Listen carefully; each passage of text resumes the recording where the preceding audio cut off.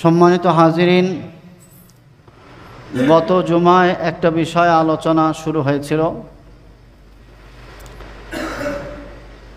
যে আমাদের সমাজে এবং আমাদের সাধারণ মুসলমানদের মধ্যে, আমাদের সকলের মধ্যে একটা ধারণা যে আমরা মনে করি অধিক কোনো কিছু বেশি হইলেই মনে হয় ভালো।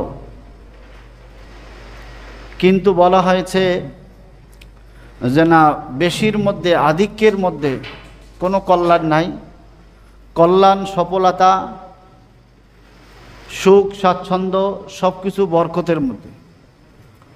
যদি বরকত হয় তাহলে এর মধ্যে সুখ এবং শান্তি, সফলতা আছে। কিন্তু অধিক হলো, কিন্তু যদি বরকত না হয় তাহলে এর মধ্যে সুখ, শান্তি, সফলতা নাই। এজন্য আমাদের প্রত্যেকটা মুসলমানের বরকতের দোয়া করা। বরকত যত বেশি হবে তত আমরা সুখ, স্বাচ্ছন্দ্য, আরাম, আয়েশ পাব, তত আমরা সফল কাম হব। সর্বক্ষেত্রে, প্রত্যেকটা জিনিসের ক্ষেত্রে বরকত লাগবে। আপনার স্মৃতিশক্তির ক্ষেত্রে বলেন, সুস্থতার ক্ষেত্রে বলেন, কামাই অর্জনের ক্ষেত্রে বলেন, ফ্যামিলি চালানোর ক্ষেত্রে বলেন, সমাজ পরিচালনার ক্ষেত্রে বলেন, রাষ্ট্র পরিচালনার ক্ষেত্রে বলেন, সর্বক্ষেত্রে বরকত দরকার। আল্লাহু আকবার। তো বরকত, বসেন, পরে সুন্নতের সময় দেওয়া হবে, বসেন। বলা হয়েছিল বরকত এটা যে আল্লাহ পাক রব্বুল আলামিনের বিশেষ রহমত। আল্লাহ পাক রব্বুল আলামিন যাদেরকে বরকত দেন তারা যে অনেক অসম্ভব জিনিসকে সম্ভব করেন, এটার অনেকগুলো উদাহরণ গত জুমায়ও দেওয়া হয়েছিল।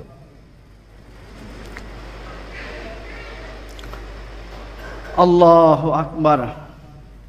হযরত জুলফিকার আহমদ নকশবন্দি হাফিজাহুল্লাহ, উনি ওনার কিতাবের মধ্যে লিখেছেন যে কাজাকিস্তানের 95 বছর বয়সের একজন বড় আলেম ছিলেন। উনি বলেন, আমরা একবার সেখানে সফর করতে যেয়ে এক বাসায় মেহমান হলাম। সেখানে ওই বড় আলেমও আমাদের মধ্যে ছিল। উনিও খাইতেছিলেন, আমরাও খাচ্ছিলাম। এখন তো বর্তমান ডাক্তাররা 40 বছর বয়স হয়ে গেলেই বলে দেয় যে আপনার চর্বি খাওয়া যাবে না, গোশত খাইলে 1-2 টুকরা, ঝোল খাওয়া যাবে না, এরকম অনেক ধরনের নিষেধাজ্ঞা দিয়ে দেয়। উনি বলেন, আমরাও চর্বি থেকে বেঁচে থাকতেছি, কিন্তু দেখি ওই 95 বয়সের মুরব্বী, উনি চর্বিগুলা বেছে বেছে খাচ্ছিলেন। যত চর্বি আছে সবগুলা নিয়ে খাইতেছিলেন। তা আমরা ওনাকে জিজ্ঞাসা করলাম যে আপনি চর্বি খাইতেছেন, ব্যাপার কি? উনি বলেন যে আমার বয়স 95 বছর হয়েছে। আল্লাহ পাক রব্বুল আলামিন আমার সুস্থতার মধ্যে এত বরকত দিয়েছেন যে আমাকে এখনো কোনো ঔষধ খাইতে হয় না এবং কোনো ডাক্তারের কাছে যাইতে হয় না। বলেন সুবহানাল্লাহ। এবং আমি চর্বি খাই। আল্লাহ পাক রব্বুল আলামিন আমার শরীরে এই ক্ষমতা দিয়েছেন, এত বরকত দিয়েছেন যে এই চর্বি বা এই সমস্ত জিনিস আমার কোনো ক্ষতি হয় না। তো এই সুস্থতার মধ্যে কে বরকত দান করার মালিক হলো আল্লাহ।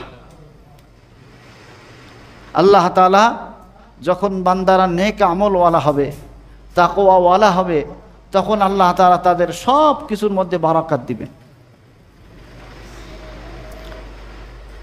অনেক মানুষকে দেখা যায় সমাজে, দেখবেন 5,000-10,000 টাকা ইনকাম করে, 5,000-10,000 ইনকাম করে, ঘরে সন্তানও আছে 4-5 জন, কিন্তু আল্লাহ তাআলা সুন্দরভাবে চালাইতেছে, কোনো ঋণ নাই। কি নাই? ঋণ নাই। আবার অনেক কোটিপতি দেখবেন, আমাদের দৃষ্টিতে ওনারা কোটিপতি, ওনারা বাড়িওয়ালা, ওনার গাড়িওয়ালা, কিন্তু দেখেন ব্যাংকে কোটি কোটি টাকা ঋণ। কোটি কোটি টাকা কি আছে? ঋণগ্রস্ত। অথচ নবীজি সাল্লাল্লাহু আলাইহি ওয়াসাল্লাম ঋণগ্রস্তদের ব্যাপারে খুব সতর্ক। কোনো মুসলমানের জানাজা সামনে আসলে নবীজি সাল্লাল্লাহু আলাইহি ওয়াসাল্লাম জিজ্ঞাসা করতেন তার কোনো ঋণ আছে কিনা। যদি বলে ঋণ আছে, ঋণ পরিশোধ করার মতো সম্পদ রেখে গিয়েছে কিনা। যদি বলে না রেখে যায় নাই, নবীজি ওই সাহাবীর ওই মুসলমানের জানাজা পড়াইতেন না। বলতেন তোমাদের কেউ আছে তাকে সাহায্য করবা, তার ঋণগুলো পরিশোধ হবে। সাহাবা একরাম অনেকেই বলতো ইয়া রাসূলুল্লাহ আমি সাহায্য করব, সহযোগিতা করব। এভাবে ঋণ পরিশোধ করার ব্যবস্থা হইতো, তারপর জানাজা হইত। এভাবে অনর্থক ঋণ করা, বেশি আয়েশি, বেশি বিলাসিতার জন্য ঋণ করা, এগুলো নবীজি সাল্লাল্লাহু আলাইহি ওয়াসাল্লাম পছন্দ করতেন না। এটা ইসলামও পছন্দ করেন। তো এটা মূল হলো বরকত। তবে গত জুমার এবং আজকের বয়ান শুনে আপনারা যারা কারখানার মালিক, যারা দোকানের মালিক, যারা ফ্যাক্টরির মালিক, এই বরকতের ওয়াজ শুই না আবার কর্মচারীদেরকে ঠকায়েন না। তাকে বললেন না যে তোমার অল্প টাকায় বরকত হবে। আপনার আন্ডারে যারা চাকরি করে, আপনার দায়িত্ব হলো তার ন্যায্য বেতন দিয়ে দেওয়া, তার সম্মানজনক বেতন দিয়ে দেওয়া। এরপর বাকি তার ইনকামের মধ্যে আল্লাহ তাআলা বরকত দিয়ে দিবেন। আপনি তাকে ঠকাইয়ে তাকে বরকতের ওয়াজ করবেন, এটা আবার হবে না, এরকম করা যাবে না। বিশেষ করে সাধারণ মানুষ আমাদের হুজুরদেরকে বেশি ব্ল্যাকমেল করে। হুজুর যে কোনোখানে হুজুররা চাকরি করে, মসজিদ হোক মাদ্রাসা হোক, যেখানেখানে চাকরি করে, হুজুর আপনাদের ইনকামের মধ্যে তো এমনি বরকত আছে, বেতন বাড়াইতে বললে বাড়াইতে চায় না। এটা আবার জুলুম। আলহামদুলিল্লাহ আমার মাদ্রাসার শিক্ষক আছে, প্রত্যেক বছরে আমি 500 হইলো 1000 হইলো বেতন বাড়াই। এবার একজন শিক্ষক আছে, ওনার 2000 টাকা বেতন বাড়াই দিছি, গত বড় 1000 টাকা তার বাড়ছে। এটা হলো আমি একজন দায়িত্বশীল হিসাবে আমার অধীনস্থ যারা থাকবে, আমার দায়িত্ব হলো তাদের পরিবারের প্রতি খেয়াল রাখা, যে আমার আন্ডারে যারা খেদমত করতেছে তাদের তো বাল বাচ্চা আছে, বিবি বাচ্চা আছে, তাদেরও তো খরচা আছে। আমি আমার থেকে কেয়াস করি, আমি বাজারে গেলে আমার কত টাকা খরচ হয়। আপনার বিবি বাচ্চা যেরকম ভালো মন্দ খাইতে চায়, যারা ওলামা ইকরাম তাদের বিবি বাচ্চাও তো ভালো মন্দ খাইতে চায়। যারা কর্মচারী, কারখানার কর্মচারী, তাদের বিবি বাচ্চাও তো ভালো মন্দ খাইতে চায়। আপনার যেমন ঘুরতে যাইতে মন চায় বিবি বাচ্চা নিয়ে, তাদের বিবি বাচ্চাও তো ঘুরতে যাইতে মন চায়। আপনার বিবি বাচ্চার যেমন চিকিৎসার দরকার, ওই কারখানার কর্মচারী বা যে কোনো আমাদের কর্মচারী, তাদের বিবি বাচ্চারও তো চিকিৎসার দরকার হয়। এগুলো আমাদের প্রত্যেকের দায়িত্ব খেয়াল করা। আল্লাহু আকবার। তো বরকত এটা আল্লাহ পাক রব্বুল আলামিনের পক্ষ থেকে আসে। আল্লাহ পাক রব্বুল আলামিন কারো অল্প টাকার, অল্প ইনকামের মধ্যে বারাকাত দিয়ে দেন, আর অনেকের কোটি টাকার মধ্যেও বরকত নাই, অশান্তির, শুধু ঋণ, হাই হুতাশ, পেরেশান। আল্লাহু আকবার। হযরতে আবু হুরায়রা রাদিয়াল্লাহু তাআলা আনহু, হযরত আবু হুরায়রা রাদিয়াল্লাহু তাআলা আনহুকে একবার মারওয়ান ইবনে হাকাম দাওয়াত করছে। দাওয়াত কইরা হযরত আবু হুরায়রা রাদিয়াল্লাহু তাআলা আনহুকে বলছেন যে আপনি তো নবীজি সাল্লাল্লাহু আলাইহি ওয়াসাল্লামের সাথে থাকেন, আপনি আমাদেরকে কিছু হাদিস শোনান। তো হযরত আবু হুরায়রা রাদিয়াল্লাহু তাআলা আনহু প্রায় 100 হাদিস ওই মজলিমার মধ্যে শোনায় দিয়েছে। তো মারওয়ান ইবনে হাকাম আবার অন্যান্য লোকদেরকে দিয়ে ওই হাদিসগুলো লেখায় রাখছেন। পরের বছর আবার যখন হযরত আবু হুরায়রা রাদিয়াল্লাহু তাআলা আনহুকে দাওয়াত দিয়েছেন, আবার আরজ করেছেন যে আল্লাহর পয়গম্বরের বিশিষ্ট সাহাবী আবু হুরায়রা, আপনি কিছু হাদিস শোনান। তো হযরত আবু হুরায়রা রাদিয়াল্লাহু তাআলা আনহুকে বলছেন যে ওই হাদিসগুলো শোনান যে হাদিসগুলো গত বছর শুনেছি। তো হযরত আবু হুরায়রা রাদিয়াল্লাহু তাআলা আনহু গত বছর যে হাদিসগুলো ধারাবাহিকভাবে শোনাইছেন, হযরত মারওয়ান ইবনে হাকাম যে হাদিসগুলো লেখায় রাখছেন, উনি আবার তাদেরকে বলছেন তোমরা খাতায় মিলে দেখিও। দেখছে যে হযরত আবু হুরায়রা গত বছর যে সিরিয়ালে 100 হাদিস শোনাইছেন, এই বছরও ওই হাদিসগুলো ওই সিরিয়াল অনুযায়ী শোনাই দিয়েছেন। বলেন সুবহানাল্লাহ। এটা হলো স্মৃতিশক্তির মধ্যে বরকত। কেমনে বরকত হয়েছে? হযরতে আবু হুরায়রা রাদিয়াল্লাহু তাআলা আনহু নবীজি সাল্লাল্লাহু আলাইহি ওয়াসাল্লামের কাছে এসে বলছেন, ইয়া রাসূলুল্লাহ, ইয়া হাবিবাল্লাহ, আমি আপনার কাছে হাদিস শুনি, কোরআনে কারীমের আয়াত শুনি, বিভিন্ন মাসলা মাসাইল শুনি, কিন্তু আমার মনে থাকে না। রাসূল করিম সাল্লাল্লাহু আলাইহি ওয়াসাল্লাম হযরতে আবু হুরায়রা রাদিয়াল্লাহু তাআলা আনহু এর মুখের মধ্যে নিজের একটু থুতু মোবারক হযরত আবু হুরায়রার মুখে দিয়ে দিয়েছেন। আর হযরত আবু হুরায়রাকে বলছেন, ও আবু হুরায়রা, তুমি চাদরটা বিছাও। হযরত আবু হুরায়রা রাদিয়াল্লাহু তাআলা আনহু চাদরটা বিছাই দিয়েছেন। এরপর নবীজি সাল্লাল্লাহু আলাইহি ওয়াসাল্লাম কি যেন একটা হাত দিয়ে ওখানে রাখলেন। এরপর আবু হুরায়রাকে বললেন, ও আবু হুরায়রা, এই চাদরটা তোমার বুকের মধ্যে পেঁচায় রাখো। হযরত আবু হুরায়রা বলেন, নবীজি যেদিন আমার মুখের মধ্যে থুতু মোবারক দিয়েছেন এবং ওনার দেওয়া চাদরটা যখন আমার শরীরের মধ্যে পেঁচাইছি, এরপর থেকে যখনই আমি কোনো জিনিস শুনি এটা আমার মুখস্থ হয়ে যায়, আর আমি ভুলি না। সুবহানাল্লাহ। এটা হলো আল্লাহ তাআলার দেওয়া বরকত। স্মৃতিশক্তির মধ্যে আল্লাহ বরকত দিয়ে দিয়েছে। আল্লাহু আকবার। হযরতে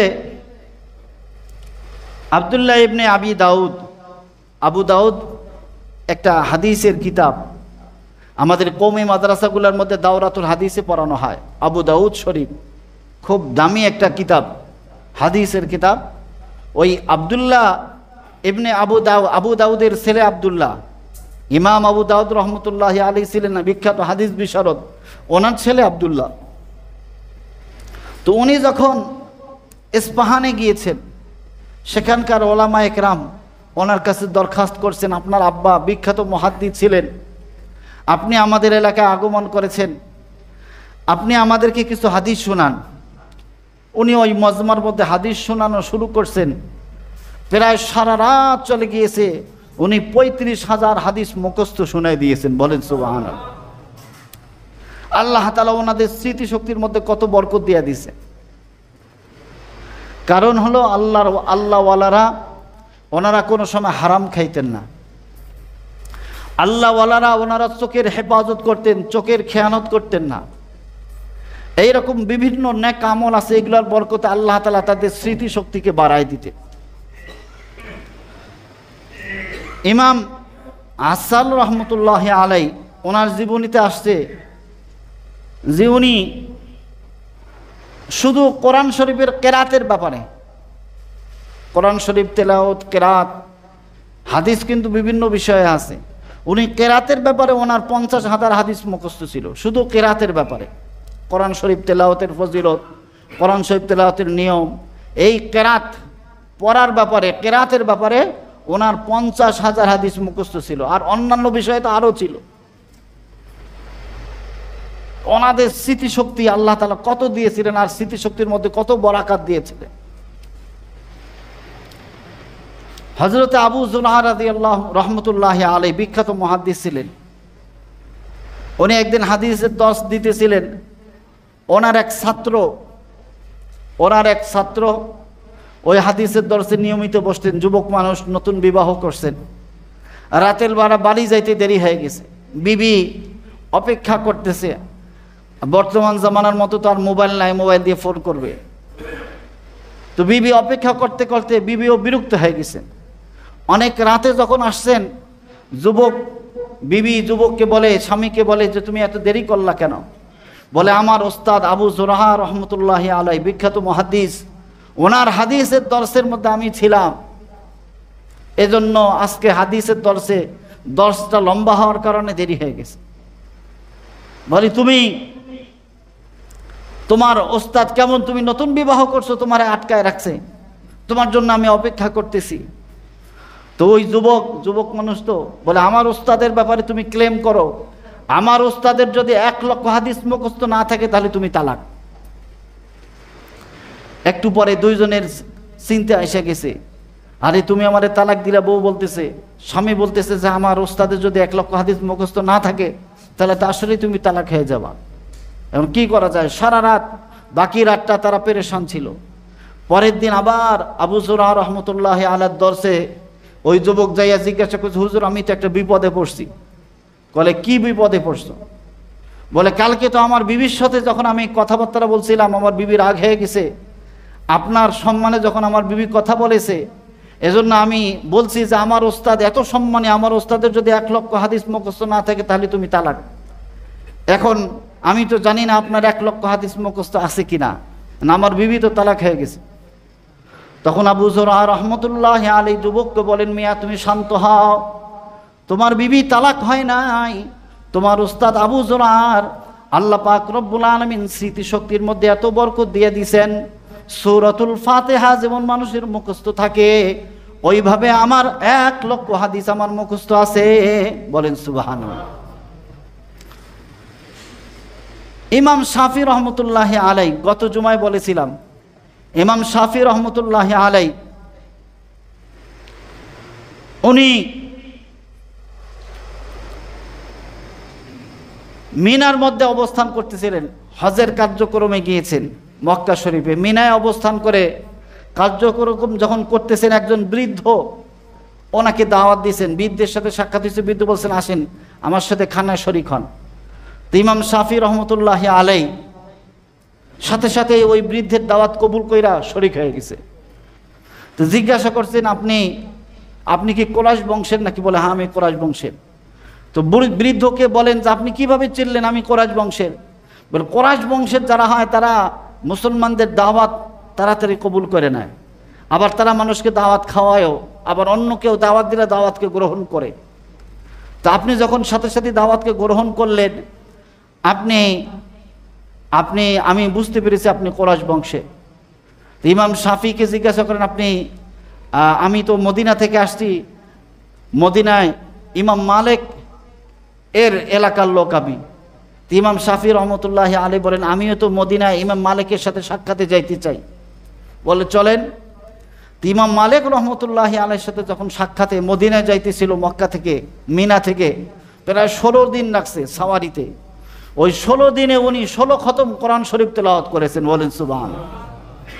আমরা তো সফরে গেলে অনর্থক সময় নষ্ট করি, আর ওনারা উঠে সাওয়ার হয়েছেন, উঠে 16 দিন লাগছে, উঠের পিঠে বসে বসে কোরআন শরীফ পড়ছেন।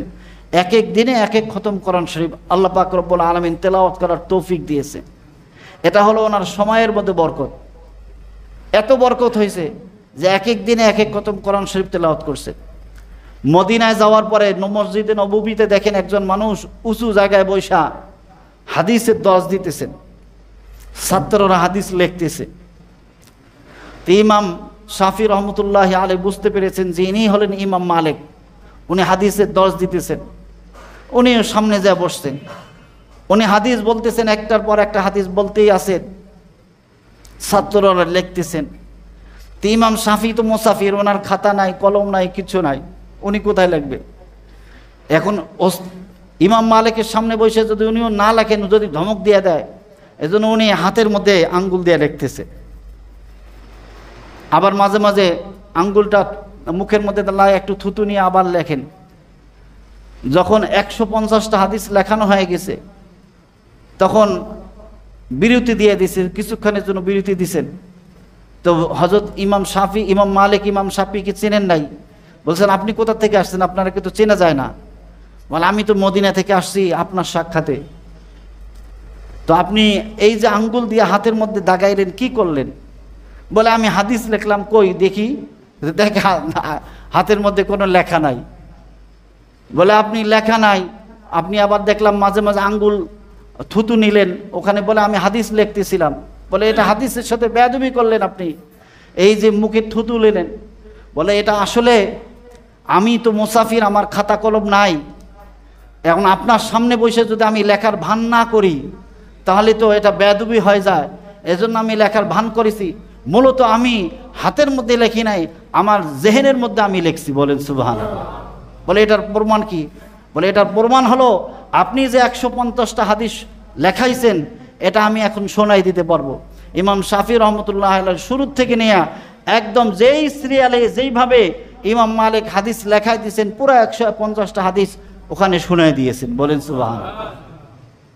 এটা হলো বরকত। মুহতারাম হাজিরিন, এজন্য আল্লাহ পাক রব্বুল আলামিন কোরআনে কারীমের মধ্যে খুব সুন্দরভাবে বলছেন, ওয়ালাউ আন্না আহলাল কুরা আমানু ওয়াত্তাকাউ লাফাতাহনা আলাইহিম বারাকাতিম মিনাস সামা। আল্লাহ পাক রব্বুল আলামিন বলেন, জনপদবাসীরা, জমিনওয়ালারা যদি তাকওয়াওয়ালা হয়, আল্লাহকে ভয় করে, যদি আল্লাহওয়ালা হয়, আমি আল্লাহ পাক রব্বুল আলামিন আসমান এবং জমিনের বরকতের দরজা খুলে দেব। সুবহানাল্লাহ। তাহলে বরকত পাইতে হলে কি করতে হবে? তাকওয়াওয়ালা হইতে হবে, মুত্তাকি হইতে হবে। যদি মুত্তাকি হইতে পারি তাহলে আল্লাহ তাআলা বরকতের দরজা খুলে দিবেন। কিন্তু আমরা তো পূর্ণ মুত্তাকি হওয়ার জন্য চেষ্টা করি না। যদি পূর্ণ মুত্তাকি হইতে পারি তাহলে আল্লাহ তাআলা বরকতের দরজা কি করবেন? খুলে দিবেন। পূর্ণ সালেন্ডার হইতে হবে। আমাদের ওলামা ইকরামের জোর ছিল। তো হযরত ইব্রাহিম দেওলার দামাত বারাকাতুহু উনি বলতেছেন যে দিন হলো আত্মসমর্পণ করার নাম। আত্মসমর্পণ, পুরা আত্মসমর্পণ, অল্প না, পুরাপুরি আত্মসমর্পণ যদি কেউ করে তাহলে সে দিনদার, দিনের উপর চলতে পারবে। আত্মসমর্পণ না করলে, আল্লাহর সামনে সারেন্ডার না হইলে, আল্লাহর সামনে সব কিছু বিসর্জন না হইলে পুরা দিনদার হইতে পারবেন না। পূর্ণ মুত্তাকি হইতে হলে আল্লাহর কাছে আত্মসমর্পণ করতে হবে। আল্লাহু আকবার। এজন্য মহতারাম হাজিরিন, আমাদের প্রত্যেকের উচিত তাকওয়া অবলম্বন করা। তাকওয়া যদি অবলম্বন করতে পারি তাহলে ইনশাল্লাহ দেখবেন আমাদের জন্য আল্লাহ তাআলা বরকতের দরজা খুলে দিবেন। বরকতের দরজা আল্লাহ তাআলা আমাদের জন্য খুলে দিবেন। আর যদি আমরা তাকওয়াওয়ালা হইতে না পারি তাহলে বরকতের দরজা কিভাবে খুলবে? হযরত শাইখুল হিন্দ রহমতুল্লাহি আলাইহি, আল্লাহু আকবার। শাইখুল হিন্দ রহমতুল্লাহি আলাইহি তো উনি বেশি দিন আগের না, দারুল উলুম দেওবন্দের শাইখুল হিন্দ মাহমুদুল হাসান দেওবন্দি রহমতুল্লাহি আলাইহি, ওনার একটা বিশাল লাইব্রেরি ছিল। তো শাইখুল হিন্দ রহমতুল্লাহি আলাইহি ওনার একদিন ছাত্রকে বলতেছেন যে আমার কিতাবগুলা রোদে দেওয়া দরকার, একটু রোদে দাও। তো রোদে দেওয়ার পরে দেখা গেছে একটা কিতাব ছিঁড়ে গিয়েছে, ওই কিতাবের ৫-৭টা পৃষ্ঠা নষ্ট হয়ে গেছে। তো ছাত্র বলতেছেন, ওনার খাদেম বলতেছেন যে হুজুর এই কিতাবটা তো কিছু পৃষ্ঠা নাই। বলে ওখানে তাহলে যে কয় পৃষ্ঠা না ওই কয় পৃষ্ঠা সাদা কাগজ লাগায় দাও। সাদা কাগজ লাগাই দেওয়ার পরে ওখানে যেই পড়াগুলো ছিল ওগুলো লিখে দাও। বলে হুজুর আমি তো এগুলো পারি না, আমি 1 বছর আগে পড়ছি, আমার মনে নাই। হুজুর বলতেছেন তুমি 1 বছর আগে পড়ছো, এটা মনে নাই, ঠিক আছে তাহলে আমি বলি তুমি লেখো। তো ওই কিতাবটা ছিল মাই বুঝি একটা মান্তাকের কিতাব। এটা অনেক তর্কশাস্ত্রের একটা কিতাব, ওটা খুব কঠিন একটা কিতাব, যদিও ছোট কিতাব কিন্তু অনেক কঠিন। তো হুজুর পুরা ৫-৭ পৃষ্ঠা যে ছিল না, পুরা উনি অনেক আগে পড়ছেন, অথচ উনি ছাত্রকে বলছেন, ছাত্র পুরা ওই ৫-৭ পৃষ্ঠা যেই শব্দ থেকে লেখা ছিল না পুরাটাই লিখে দিয়েছেন। ওনার একটুও কম বেশ হয় নাই, বলেন সুবহানাল্লাহ। এটা হলো ওনাদের স্মৃতিশক্তির মধ্যে আল্লাহ বরকত দিয়েছে।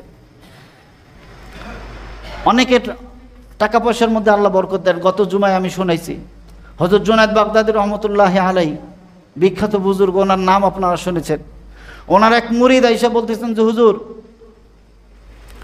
আমার তো হজে যাইতে মনে চায় কিন্তু হজে যাওয়ার টাকা নাই। প্রত্যেক দিন হুজুরের কাছে দোয়া চায়। হুজুরও বিরক্ত হয়ে গেছেন। হুজুর একদিন কিছু ওনার পকেট থেকে একটা দিনার, স্বর্ণ মুদ্রা 1 দিনার দিয়ে বলছেন যাও এটা নাও, এটা নিয়ে হজে যাও। তো ওনার ওই মুরিদ হজে যাওয়ার প্রস্তুতি নিছেন। না যাওয়ার পরে ওই যে আগের জামানায় তো জাহাজে যাইতো, আবার সাওয়ারিতে যাইতো, সাওয়ারি নিয়ে যাইতো, মানুষ ঘোড়া নিয়ে যাইতো, উট নিয়ে যাইতো। তো ওনার এই মুরিদ যখন গিয়েছেন স্টেশনে যে দেখেন যে একটা জামাত ওনারা হজে যাইতেছে। বলে আপনি কোথায় যাবেন? বলে আমিও তো হজে যাব, কিন্তু আমি তো পায়দল যাব, আমার টাকা পয়সা নাই, আমি হাইটে যাব। বলে পায়দল যাওয়া কি সম্ভব নাকি? আমাদের এক সাথী অসুস্থ হয়ে গেছে, ওনার সাওয়ারিটা খালি আছে, আপনি ওই সাওয়ারি নিয়ে চলেন আমাদের সাথে। আর বিভিন্ন জায়গায় যে খাওয়া দাওয়ার আয়োজন হয়েছে ওনাকে মেহমান হিসাবে খাওয়াইছে। উনি ওনাদের সাথে যাইয়া মেহমান হিসাবে থাকছেন, হজ করছেন, আবার হজ থেকে ফিরে আসছেন। হযরত জুনায়েদ বাগদাদী রহমতুল্লাহি আলাইহির কাছে আইসা বলতেছেন হুজুর আমি তো হজ করে আসছি, বলে তুমি কীভাবে হজ করলা, টাকা পয়সা পাইলা কই? বলে হুজুর আপনি যে একটা দিনার দিয়েছেন ওটাও আমার খরচ হয় নাই। বলেন সুবহানাল্লাহ। আপনার এই দিনার দেওয়ার বরকতে, এই দিনারের মধ্যে আল্লাহ এত বরকত রাখছেন, ওটা তো খরচ হয় নাই। পুরা হজের কাজ আমি সম্পাদন করে আসছি, আপনার দিনার এখনো আমার কাছে আছে। ইমাম জোনায়েদ বাগদাদি বলে আমার দিনার আমাকে দিয়ে দাও তুমি। তো এই জন্য আল্লাহ তাআলা ওনাদের অর্থের মধ্যেও বরকত দিয়ে দিয়েছে। তা আমরা যদি সকলেই তাকওয়াওয়ালা হই, মুত্তাকি হই, তো আল্লাহ তাআলা আমাদের ইনকামের মধ্যে, আমাদের টাকা পয়সার মধ্যে বরকত দিবেন। এজন্য আমরা যারা আছি, যে যে পেশার আছি, সকলেই আমরা আল্লাহর কাছে বরকতের দোয়া করব।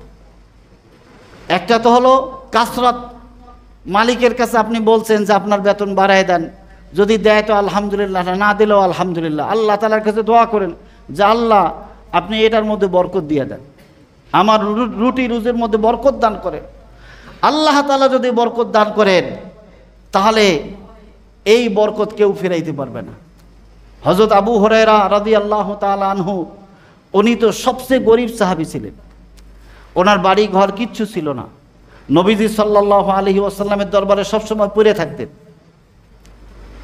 তো হযরত আবু হুরায়রা অনেক সময় ক্ষুধার্ত থাকতেন। নবীজির কাছে যদি হাদিয়া আসতো, নবীরা কোনোদিন সদকা খায় না, নবীরা সদকার মাল খান না। তো নবীজি সাল্লাল্লাহু আলাইহি ওয়াসাল্লামের কাছে যদি কোনো সদকার মাল আসতো, উনি গরিব সাহাবীদেরকে খাওয়াইতেন। আর যদি কোনো হাদিয়া আসতো, তখন নবীজি নিজেও খাইতেন, নিজের পরিবারের লোকদেরকে খাওয়াইতেন। আর সদকার মাল পুরাটাই যারা আসহাবে সোফা, মসজিদে নববীর পাশে একটা কামরা ছিল, আসহাবে সোফা, গরিব সাহাবা একরাম, হযরত আবু হুরায়রা, হযরত আম্মার ইবনে ইয়াসির, এরকম গরিব গরিব সাহাবা একরাম ওখানে থাকতেন। তো হযরত আবু হুরায়রা নবীজি সাল্লাল্লাহু আলাইহি ওয়াসাল্লামকে বলতেছেন, ইয়া রাসূলুল্লাহ আমার তো ক্ষুধা লাগে, খাবার পাই না। তো নবীজির কাছে একবার একটা ব্যাগের মধ্যে কিছু খেজুর হাদিয়া আসছে। নবীজি সাল্লাল্লাহু আলাইহি ওয়াসাল্লাম হযরতে আবু হুরায়রাকে ডাক দিয়েছেন, আবু হুরায়রা এইদিকে আসো। হযরতে আবু হুরায়রা রাদিয়াল্লাহু তাআলা আনহু নবীজির কাছে আসার পরে নবীজি ওই খেজুরের ব্যাগটা আবু হুরায়রার হাতে দিয়ে দিয়েছেন, দিয়ে বলেন, আবু হুরায়রা যখন তোমার ক্ষুধা লাগবে এখান থেকে খেজুর বের করে খাবা, তোমার আশেপাশে যদি কেউ থাকে তাদেরকেও দিবা। হযরত আবু হুরায়রা নবীজির দেওয়া ওই খেজুরের ব্যাগ নিয়ে ওনার কাছে রাখছেন। যখন এই ক্ষুধা লাগে খেজুরের দিকে না তাকাইয়া ওখানে শুধু হাত দিয়ে খেজুর বার করেন আর খান। বলেন সুবহানাল্লাহ। নবীজি সাল্লাল্লাহু আলাইহি ওয়াসাল্লাম যে কয়দিন বেঁচে ছিলেন ওই সময় খেজুর খাইছেন, খেজুর শেষ হয় নাই।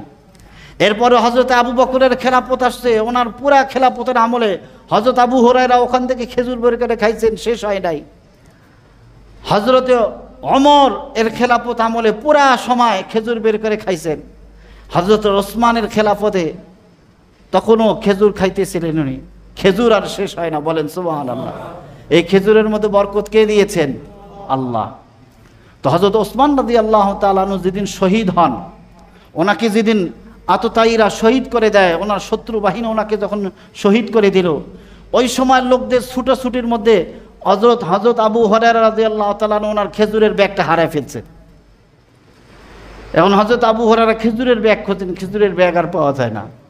এজন্য হযরত আবু হুরায়রা রাদিয়াল্লাহু তাআলা আনহু উনি একটা কবিতা আবৃত্তি করতেছিলেন যে প্রত্যেক ব্যক্তির একটা চিন্তা, সেটা হলো কতলে ওসমান।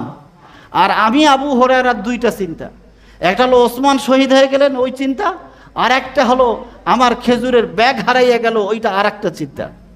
কারণ যেই ব্যাগের মধ্যে আল্লাহ এত বরকত দিয়ে দিয়েছেন, নবীজি সাল্লাল্লাহু আলাইহি ওয়াসাল্লাম খেজুরের ব্যাগ দিয়েছেন, এত বরকত হয়েছে যে আমি এতদিন থেকে খেজুর খাই, খেজুর আর শেষ হয় না, ওই বরকতের ব্যাগটা আমার হারাই গেল। এজন্য হযরত আবু হুরায়রা রাদিয়াল্লাহু তাআলা আনহু আফসোস করতেছিলেন। মুহতারাম হাজিরিন, এজন্য আমি কোরআনে কারিমের দুইটা আয়াত বয়ানের শুরুতে বলেছি। এক নম্বর আয়াতের মধ্যে আল্লাহ পাক রব্বুল আলামিন বলেন, ওয়ালাউ আন্না আহলাল কোরা, যদি জমিনবাসীরা মুত্তাকি হয়, আমানু ওয়াত্তাকাও, ঈমানওয়ালা হয় এবং তাকওয়াওয়ালা হয়, আল্লাহ বলেন লাফাতাহনা আলাইহিম বারাকাতিম মিনাস সামা, আমি তাদের উপর আসমানের বরকত খুলে দেব। আল্লাহ। দুই নম্বর আয়াত আমি পড়েছি, আল্লাহ তাআলা বলেন ওমাই ইয়াত্তাকিল্লাহ, যারা তাকওয়াওয়ালা হবে, আল্লাহকে ভয় করবে, মুত্তাকি হবে, খোদাভীরু হবে, আল্লাহ বলেন ইয়াজআল্লাহু মাখরাজা, আল্লাহ তাআলা তাদের প্রত্যেক বিপদ আপদ, যত প্রকার বিপদ আপদ হোক না কেন, সবগুলার রাস্তা আল্লাহ তাআলা খুলে দেবেন, আল্লাহ সহজ করে দিবেন। বলেন সুবহানাল্লাহ। তাহলে বোঝা গেল বরকত পাইতে হলে আমাদেরকে তাকওয়াওয়ালা হইতে হবে, মুত্তাকি হইতে হবে, আল্লাহর কাছে সারেন্ডার করতে হবে, আত্মসমর্পণ করতে হবে। আল্লাহ তাআলা আমাদের সকলকে তৌফিক দান করুন।